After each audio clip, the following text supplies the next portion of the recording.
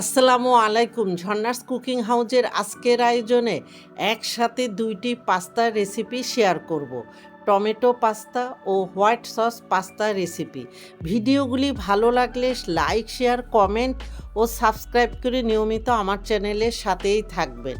প্রথমেই আমি টমেটো পাস্তার রেসিপিটি আপনাদের সাথে শেয়ার করব একদম সহজভাবে। পাস্তা সিদ্ধ করার জন্য চুলায় আগের থেকে একটি পাত্রে বেশ কিছুটা পানি দিয়ে ফুটিয়ে নিয়েছি।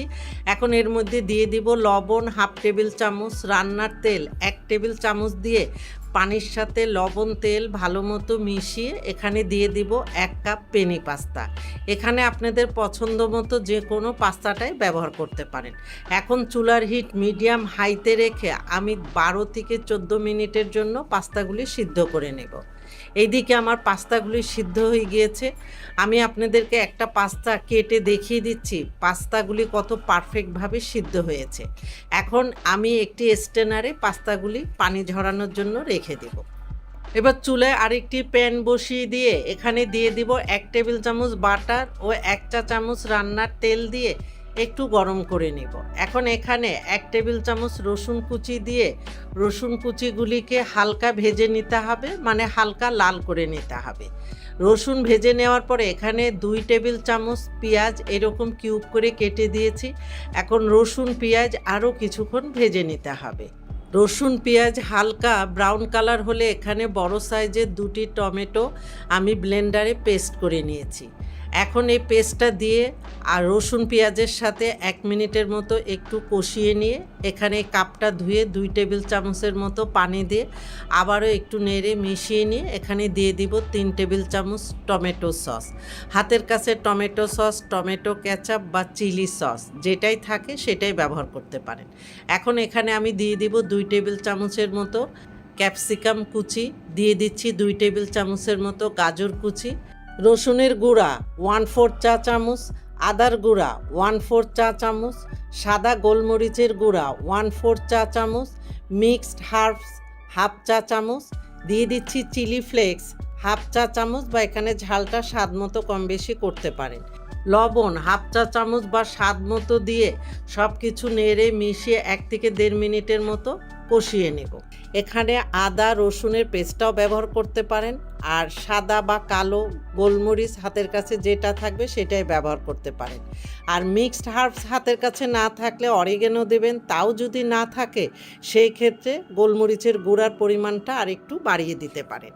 1 থেকে 1.5 মিনিটের মতো এই টমেটো মিশ্রণটা জাল করে নেওয়ার পরে আগের থেকে সেদ্ধ করে রাখা সব পাস্তাগুলি দিয়ে দিচ্ছি পেঁয়াজ পাতা 1 টেবিল চামচ, চিনি হাফ চা চামচের মতো দিয়ে এখন সব কিছু একটু হালকা হাতে নেড়ে মিশিয়ে নিতে হবে 30 থেকে 40 সেকেন্ডের মধ্যে। আর এর মধ্যে কিন্তু আমার দারুণ স্বাদের টমেটো পাস্তা একদম রেডি। এখন আমি এই টমেটো পাস্তা ডিশ আউট করে নেব। দেখলেন তো কত সহজে তৈরি হয়ে গেল টমেটো পাস্তা। এবার আরও একটি মজার পাস্তার রেসিপি শেয়ার করব, আর তা হলো হোয়াইট সস পাস্তা রেসিপি। চুলায় আগের থেকে একটি প্যানে বেশ কিছুটা পানি দিয়ে আমি ফুটিয়ে নিয়েছি।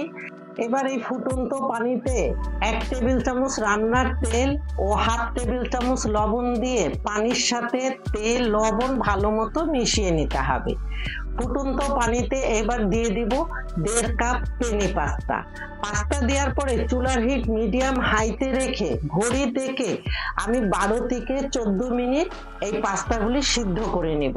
তবে খেয়াল রাখতে হবে পাস্তা সিদ্ধ করার সময় কয়েকটা জিনিস, পানির পরিমাণ বেশি এবং পাস্তাগুলি ওভার কুক করা যাবে না, মানে অতিরিক্ত সেদ্ধ করলে পাস্তাগুলি একদম গলে ভর্তা হয়ে যাবে, তখন এই পাস্তা খেতে ভালো লাগবে না। পাস্তা সিদ্ধ করার সময় তেল দিলে পাস্তাগুলি অনেক ঝরঝরে থাকে, একটি আরেকটির গায়ে লেগে যায় না। আর এদিকে আমার পাস্তা সিদ্ধ হয়ে গিয়েছে। এখন একটি স্ট্রেনারের সাহায্যে এখান থেকে আমি পাস্তাগুলি তুলে একটি পাত্রে নিয়ে নিব। তবে এই পাস্তাগুলি আমি আর ঠান্ডা পানি দিয়ে ধুয়ে নিব না। আর এইদিকে চুলায় আরেকটি প্যান বসিয়ে দিয়েছি, দিয়ে এখানে আমি 1 টেবিল চামচ বাটার ও 1 চা চামচ রান্নার তেল দিয়ে একটু গরম করে নিয়ে এখানে 1 টেবিল চামচ রসুন কুচি দিয়ে হালকা গোল্ডেন কালার করে ভেজে নিতে হবে। এবার চুলার হিট মিডিয়াম হাইতে রেখে সব সবজিগুলিকে আমি সটে করে নেব। এখন দিয়ে দিচ্ছি 1/4 কাপ গাজর। আমি গাজরগুলিকে কিউব করে কেটে নিয়েছি। আর এই গাজরগুলিকে 10 থেকে 15 সেকেন্ডের মতো একটু নেড়ে চেড়ে ভেজে নিব। গাজরগুলি ভাজা হয়ে গেলে এখন এখানে দিয়ে দিব 1/3 কাপ পেঁয়াজ। আর এই পেঁয়াজগুলিকে আমি একটু মোটা করে কেটে নিয়েছি। দিয়ে দিচ্ছি 1/2 কাপ ক্যাপসিকাম, সাদা গোলমরিচের গুঁড়া 1/2 চা চামচ, চিলি ফ্লেক্স 1/2 চা চামচ, লবণ 1/2 চা চামচ বা স্বাদ মতো দিয়ে নিতে পারে, অরিগ্যানো 1/2 চা চামচ দিয়ে এখন সব সবজিগুলিকে ভালো মতো নেড়ে মিশিয়ে আমি জাস্ট 1 মিনিটের মতো সবজিগুলিকে সটে করে নেব। এখন এখানে দিয়ে দিব 1/2 টেবিল চামচ টমেটো সস। এটা অপশনাল, আপনারা চাইলে বাদ দিতে পারেন, তবে দিলে একটু ভিন্নতা আসে টেস্টে। এখন টমেটো সস দিয়ে সবকিছু একটু ভালো মতো নেড়ে মিশিয়ে নিলে এই সবজির মিশ্রণটা রেডি। এখন এই সবজির মিশ্রণগুলি আমি একটি পাত্রে ঢেলে পরের প্রসেসে চলে যাচ্ছি। এবার আমি হোয়াইট সসটা তৈরি করে নেব। এই জন্য চুলায় আবারও প্যান বসিয়ে দিয়ে প্যানের মধ্যে 2 টেবিল চামচ বাটার ও 1 চা চামচ রান্নার তেল দিয়ে বাটারটা মেল্ট হওয়া পর্যন্ত অপেক্ষা করব। এখন এই বাটারের মধ্যে 2 টেবিল চামচ ময়দা দিয়ে চুলার হিট একদম লোতে রেখে বাটারের মধ্যে ময়দাটা কিছুক্ষণ ভেজে নিতে হবে, ময়দার কাঁচা গন্ধটা চলে যাওয়া পর্যন্ত। তবে খেয়াল রাখতে হবে ময়দাটা যেন কোনোভাবে পুড়ে না যায়।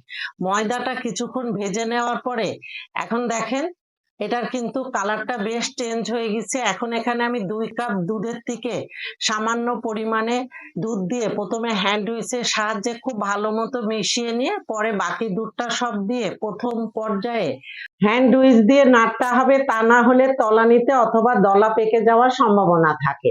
আর এই পর্যায়ে চুলার হিট একদম লোতে রেখেই এই কাজটি করতে হবে।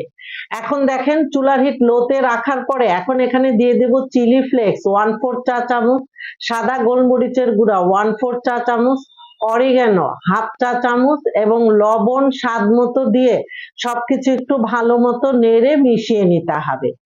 আর চুলার হিট কিন্তু অবশ্যই লোতে রেখে, না হলে দ্রুত এই মিশ্রণটা ঘন হয়ে যাবে।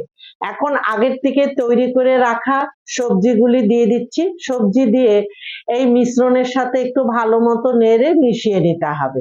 সসের সাথে সবজিগুলি ভালো মতো মিশিয়ে নেওয়ার পরে আগের থেকে সেদ্ধ করে রাখা পাস্তাগুলি এখন সসের মধ্যে দিয়ে দিচ্ছি। এবার সসের সাথে পাস্তা খুব ভালো মতো নেড়ে মিশিয়ে নিতে হবে। আর দেখেন আগের থেকে গ্রেভিটা অনেকটাই ঘন হয়ে এসেছে। এখন এখানে আমি 1/2 কাপ মোজারেলা চিজ দিয়ে দিচ্ছি। আর এই চিজটা আপনাদের পছন্দ মতো কমিয়ে বা বাড়িয়ে দিতে পারেন, অথবা হাতের কাছে না থাকলে চিজ ছাড়াও কিন্তু এই পাস্তাটা তৈরি করা যায়। এখন আমি ভালো মন্দ মিশিয়ে নিলেই কিন্তু পাস্তাটা রেডি। আর আমি একটু কেটে দেখিয়ে দিচ্ছি পাস্তাগুলি কত পারফেক্ট ভাবে সিদ্ধ হয়েছে, বাট গলে যায়নি। অনেক সময় প্রথম দিকে পাস্তাগুলি সিদ্ধ মনে হলে শেষের দিকে একদম গলে ভর্তা হয়ে যায়। আর এখন পাস্তাগুলি আমি একটি সার্ভিং ডিশে ঢেলে উপরে একটু চিলি ফ্লেক্স দিয়ে গরম গরম পরিবেশনে চলে যাব। আর এই পাস্তাগুলি গরম গরমই পরিবেশন করতে হয়। এতক্ষণ আমার সাথে থাকার জন্য আপনাদের অনেক ধন্যবাদ।